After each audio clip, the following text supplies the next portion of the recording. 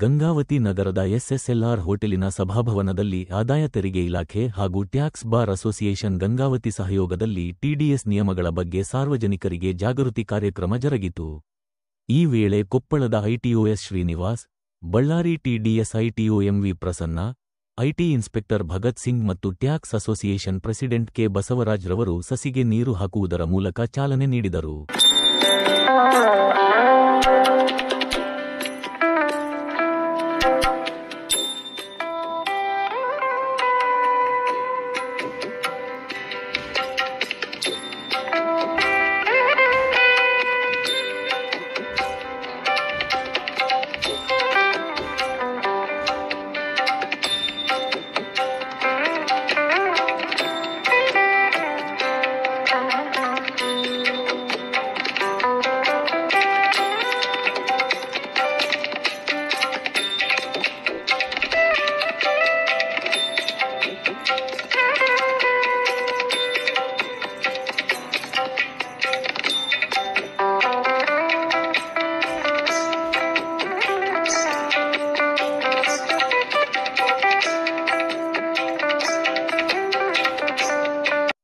ನಂತರ ಟಿಡಿಎಸ್ ನಿಯಮಗಳ ಬಗ್ಗೆ ಕುರಿತು ಸಾರ್ವಜನಿಕರಿಗೆ ಮಾಹಿತಿ ನೀಡಲಾಯಿತು. ಟಿಡಿಎಸ್ ಟ್ಯಾಕ್ಸ್ ಡಿಡಕ್ಟೆಡ್ ಎಟ್ ಸೋರ್ಸ್ ನಿಯಮಗಳ ಬಗ್ಗೆ ಸಾರ್ವಜನಿಕ ಜಾಗೃತಿ ಕಾರ್ಯಕ್ರಮಕ್ಕೆ ನಿಮ್ಮೆಲ್ಲರನ್ನು ಹೃತ್ಪೂರ್ವಕವಾಗಿ ಸ್ವಾಗತಿಸುತ್ತೇನೆ. ಇಂದು ನಮ್ಮ ಮಧ್ಯೆ ತಮ್ಮ ಅತ್ಮೂಲ್ಯವಾದ ಸಮಯವನ್ನು ಮೀಸಲಿಟ್ಟು ಬಂದಿರುವ ಆದಾಯ ತೆರಿಗೆ ಇಲಾಖೆ ಅಧಿಕಾರಿಗಳಾದ Srinivas sir, ITO Koppal, Prasanna sir, ITO TDS Ballari, Bharat Singh, IT inspector, CR Dattatreya, IT inspector. ಈ ಕಾರ್ಯಕ್ರಮದ ಮುಖ್ಯ ಉದ್ದೇಶವು ಟಿಡಿಎಸ್ ನಿಯಮಗಳ ಕುರಿತು ಸರಿಯಾದ ಅರಿವು ಮೂಡಿಸುವುದು ಹಾಗೂ ಸಾಮಾನ್ಯ ಜನತೆ, ವೃತ್ತಿಪರರು ಮತ್ತು ವ್ಯಾಪಾರಿಗಳಿಗೆ ತೆರಿಗೆ ಪಾವತಿ ಮತ್ತು ಅನುಸರಣೆ ಕಂಪ್ಲೈನ್ಸ್ ವಿಷಯಗಳಲ್ಲಿ ಸ್ಪಷ್ಟತೆ ನೀಡುವುದಾಗಿದೆ. ನಮ್ಮ ಗಂಗಾವತಿ ಹಾಗೂ ಕಾರಟಗಿ ಪ್ರದೇಶದ ಚಾರ್ಟರ್ಡ್ ಅಕೌಂಟೆಂಟ್ಸ್, ತೆರಿಗೆ ಸಲಹೆಗಾರರು ಹಾಗೂ ತೆರಿಗೆ ಪಾವತಿದಾರರು ಇಂದು ಈ ಜಾಗೃತಿ ಕಾರ್ಯಕ್ರಮದಲ್ಲಿ ಭಾಗವಹಿಸಿರುವುದರಿಂದ ಇದರ ಅರ್ಥಪೂರ್ಣತೆ ಇನ್ನಷ್ಟು ಹೆಚ್ಚಾಗಿದೆ. ಇದೇ ಸಂದರ್ಭದಲ್ಲಿ ಎಲ್ಲ ಅತಿಥಿಗಳು ಹಾಗೂ ಭಾಗವಹಿಸಿದ ಪ್ರತಿಯೊಬ್ಬರಿಗೂ ಮತ್ತೊಮ್ಮೆ ಸ್ವಾಗತ ಸಲ್ಲಿಸುತ್ತೇನೆ.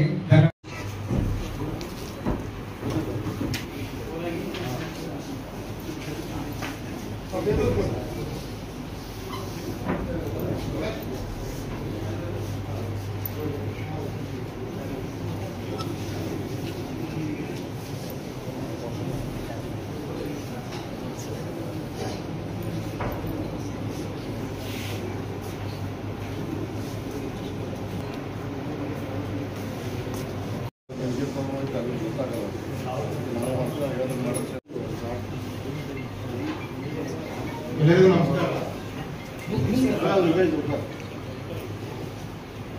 ಪ್ರೋಗ್ರಾಮ್ ಬಗ್ಗೆ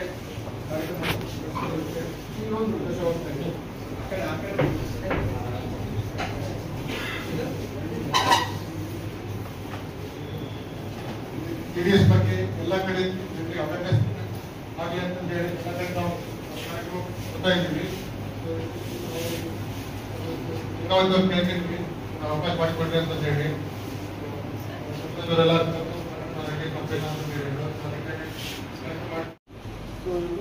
ಡಿಸ್ಕಷನ್ ಏನಾಗ್ತದೆ.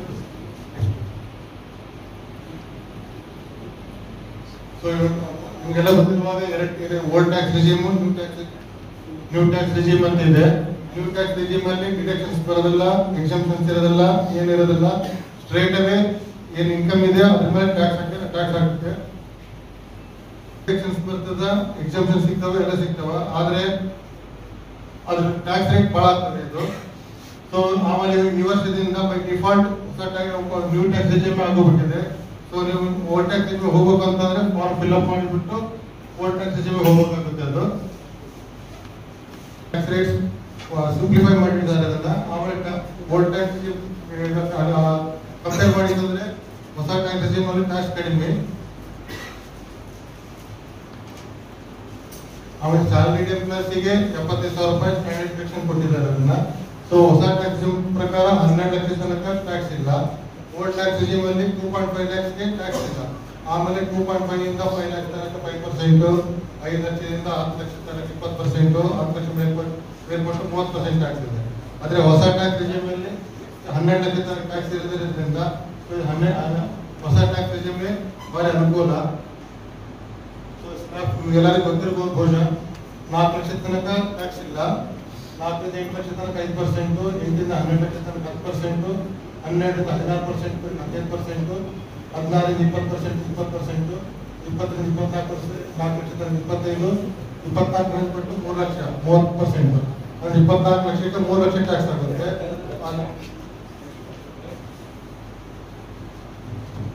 ಮೈಕ್ ಚೆನ್ನಾಗೈತೆ ನೋಡಿ, ಬೇರೆ ಓಲ್ಡ್ ಟ್ಯಾಕ್ಸ್ ರಿಜಿಮ್ ಅಲ್ಲಿ ಫೈನ್ ಮಾಡಕ್ಕೆ ಇಷ್ಟಪಡ್ತಾರೋ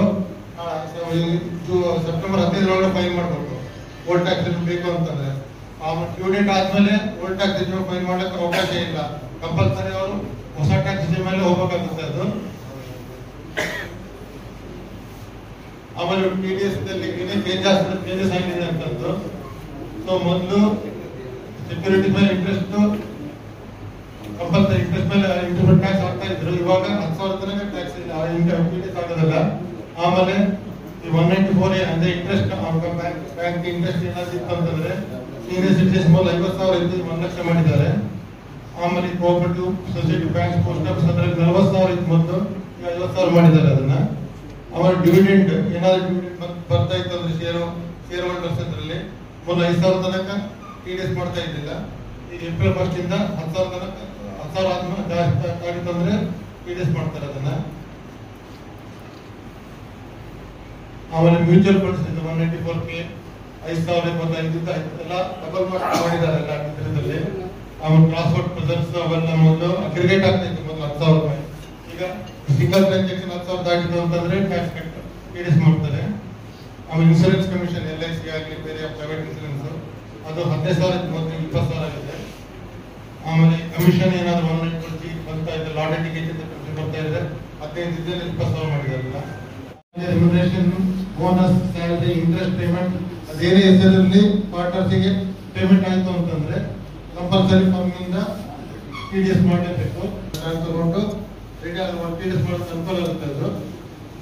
ಸೊ ಇದು ಪೇಮೆಂಟ್ ಸ್ಯಾಲರಿ, ಬೋನಸ್, ಕಮಿಷನ್ 20,000 ಎಲ್ಲಾದ್ರು ಒಂದೊಂದೇ ಅಲ್ಲ, ಇದು ಎಲ್ಲ ಸೇರಿ 20,000 ದಾಟಿತ್ತು ಅಂತಂದ್ರೆ 10% TDS ಮಾಡಲೇಬೇಕಿದು. ಎಲ್ಲರೂ ಯಾರು ಇರೋದಿಲ್ಲ ಅವ್ರ ಟ್ಯಾನ್ ಅಪ್ಲೈ ಮಾಡ್ರಿ. ಡಯಾಗ್ರಾಮ್ ಅಲ್ಲಿ ತೋರಿಸಿದ್ದಾರೆ ಇದು ಯಾರಾದ್ರೆ threshold, types of salary, remuneration, commission, bonus, interest partners including on loan. ಆಮೇಲೆ ಯಾವಾಗ ಮುಡಿಬೇಕಂತಂದ್ರೆ ಕ್ರೆಡಿಟ್ ಆಗೋ ಟೈಮಲ್ಲಿ ಪೇಮೆಂಟ್ ವಿಚಾರದಲ್ಲಿ ಲ್ಯಾಕ್ ಅದು. ಆಮೇಲೆ ಆದ್ದರಿಂದ ದಯಮಾಡಿ ನಿಮ್ಗೆ ಏನೇನೋ ಒಂದು ಮೆಸೇಜ್ ಬಂದ್ರೆ ನಿಮ್ಮ ಆಡಿಟರ್ ಯಾವ್ಯಾವ ತೋರಿಸ್ರಿ, ನಿಮ್ಮ ತಿಳಿದವ್ರಿಗೆ ತೋರಿಸ್ರಿ, ಅದಕ್ಕೊಂದು ಆ ಪ್ರೊಸೆಸ್ ಕಂಪ್ಲೀಟ್ ಮಾಡಿ ನೀವು ದಯಮಾಡಿ. ಅದು ಮತ್ಬಿಟ್ರಿ ಡಿಮ್ಯಾಂಡ್ ಆಗ್ತದೆ. ಅಕಸ್ಮಾತ್ ಇನ್ನೊಂದು ವಿಷಯ, ಈಗ ಮೊನ್ನೆ ನಮ್ಮ ಸಾಹೇಬ್ರ ಜೊತೆ ಮೀಟಿಂಗ್ ಅಲ್ಲಿ ಹೇಳ್ತಾ ಇದ್ರು, ಏನೋ ಬೈ ಮಿಸ್ಟೇಕ್ ಈ ತರ ಡಿಮ್ಯಾಂಡ್ ಆಗಿದ್ರು ಈಗ ನಿಮ್ಮ ದೃಷ್ಟಿಗೆ ಬಂದ್ರೆ ನಿಮ್ಗೆ ಅಪೀಲ್ ಮಾಡೋ ಟೈಮ್ ಮುಗಿದಿದ್ರೆ ದಯಮಾಡಿ ಹೋಗಿ ನಾವು PCID ಆಫೀಸ್ಗೆ ಅಪ್ರೋಚ್ ಮಾಡ್ರಿ. They are willing to consider 260 ವರೆಗೆ ನಿಮ್ಗೆ ದಯಮಾಡಿ ಅವ್ರು ಹೆಲ್ಪ್ ಮಾಡಕ್ಕೆ ರೆಡಿ ಇದ್ದಾರೆ. ಬಟ್ ನೀವು ಹೋಗಿ ಅವ್ರು ಅಪ್ರೋಚ್ ಮಾಡ್ಬೇಕಷ್ಟೇ.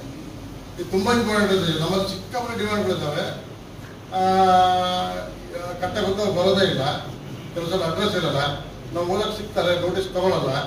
ಅಂತಾರೆ ಯಾವ್ದಾದ್ರು ಕೇಸ್ ನಿಮ್ಮ ಹತ್ರ ಇದ್ದಾರೆ ದಯಮಾಡಿ ಹೋಗಿ ನಮ್ಮ PCID ಸಾರಿಗೆ ಅವ್ರಿಗೆ ಹುಬ್ಳಿಗೆ ಅಪ್ರೋಚ್ ಮಾಡಿ ಒಂದು 260 ಅವ್ರ ಅಪ್ಲಿಕೇಶನ್ ಹಾಕಿ ಅವ್ರು ಹೆಲ್ಪ್ ಮಾಡೋಕ್ಕೆ ಸಿದ್ಧರಾಗಿದ್ದಾರೆ.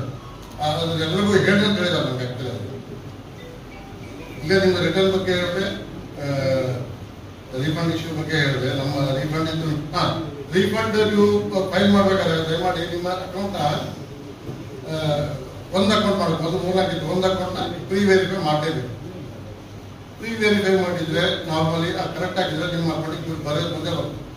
ಏನೋ ನೀವು ವೆರಿಫೈ ಮಾಡಿಲ್ಲ ಅಥವಾ ಈ ಅಕೌಂಟ್ ಟ್ಯಾಲಿ ಆಗಲ್ಲ, ಹಿಂಗೇನೋ ಪ್ರಾಬ್ಲಮ್ ಆದಾಗ ನಮ್ಮ ಆಫೀಸಿಂದ ಅದಕ್ಕೇನು ಇದಿಲ್ಲ. ನೀವು ದಯಮಾಡಿ ಅದನ್ನ ಸಿಗ್ತೀಗ ಈ ಫೈಲ್ ಪೋರ್ಟಲ್ಲೇ ಚೆಕ್ ಮಾಡಿ ವೆರಿಫೈ ಮಾಡಿದ್ರೆ ಅಂತ ನೋಡಿ ಚೆಕ್ ಮಾಡಿ ಆಮೇಲೆ ನೀವು ಅದನ್ನ ಇದರಲ್ಲಿ ಅಪ್ಡೇಟ್ ಮಾಡಿ ಒಂದು CPCಗೆ ಅದು ನಿಮ್ಗೆ ಇದಾಗಬೇಕು ರಿಕ್ವೆಸ್ಟ್ ಅಲ್ಲಿಂದ ಬರುತ್ತದೆ. ನೀವು ರಿಪೋರ್ಟ್ ಬಂದಿಲ್ಲ ಅಂತ ಬಂದು ಕೊಪ್ಪಳ ಕೊಟ್ಟಿಲ್ಲ ರಿಪೋರ್ಟ್ ಕೊಪ್ಪಳ ಆಫೀಸ್ಗಳು ಇಲ್ಲೇ ಇಲ್ಲ ಅಲ್ಲ